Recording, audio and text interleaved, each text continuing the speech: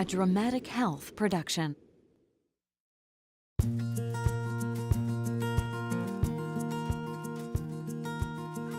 My name's Tricia. I am a mother of 5. I have been married for 22 years to my husband, Paul. We have 5 amazing children. It was one of the things that we definitely discussed early in the relationship, that we definitely wanted to have family. We didn't specifically think about having a large family, but it was a blessing, so we're very happy with it. For my first pregnancy, I was seeing a physician in Queens, and I went for a regular checkup, I think around like 23 weeks at that point. Right before I left, I was letting her knowing I had some cramping going on, and she put me on a monitor just to see if I was having any contractions. I was, and I was requested to stay in the hospital for about a week because they were very concerned that I was going to deliver at that point in time, which would not have been a viable pregnancy. It was still our late second trimester. The issue turned out to be was I was actually 90% effaced and I was already dilating around 22 weeks. They did say if I made it to 35 weeks, I'd be lucky. I was very fortunate because I was on strict bed rest, and fortunately she was born at 39 weeks with no complications. For my first pregnancy, I thought it was good at the point in time. It did give me a very healthy baby, but I wish there were other methods we could have tried, but nothing else was offered to me. 2 years later, I conceived with the twins. I was in a bit of shock because there was a greater chance of having preterm delivery. It was just very worrying. I chose to have Dr. Tirani as my caregiver because I felt like, honestly, I trusted him. I saw what he was doing. I believed in it. I saw the success rates with his patients being able to deliver at full term.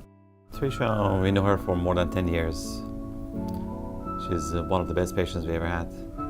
We actually sat down when I told him that I was having twins. He was extremely excited and supportive.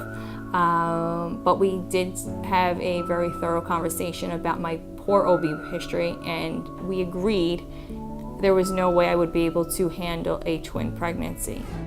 At the beginning of pregnancy, we realized that she has what's called short cervix. That puts her at risk for premature birth. 11% of babies are born prematurely.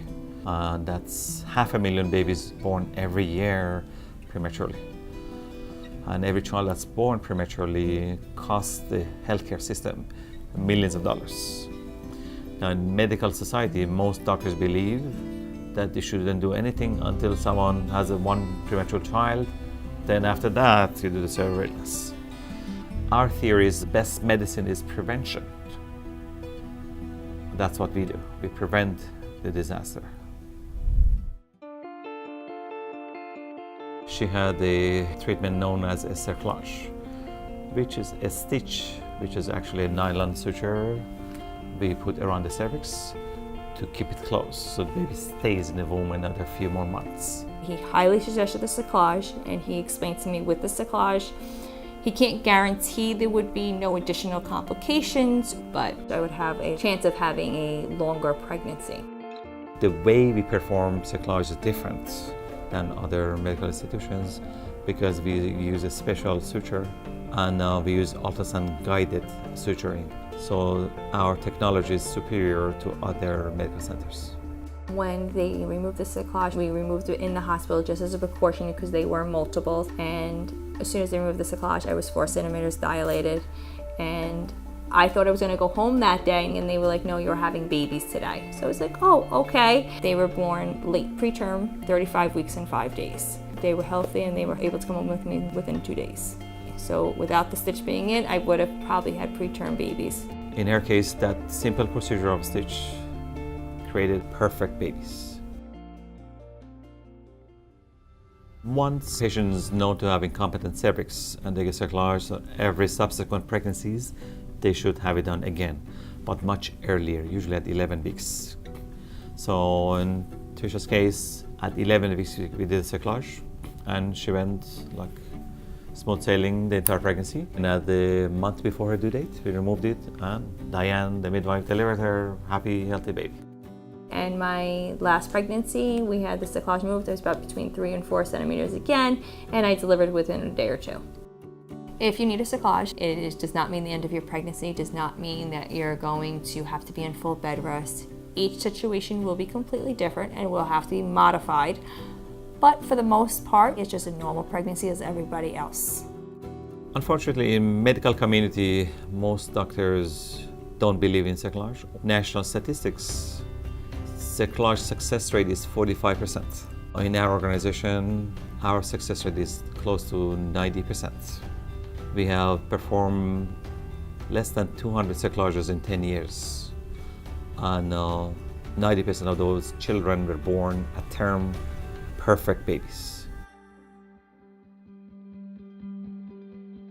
I believe our success rate in performing cyclage is twice as better than any other medical organization, mainly because of earlier detection. So good medicine is a preventive medicine. When you find that short cervix much earlier, your success rate for cyclage is going to be much better.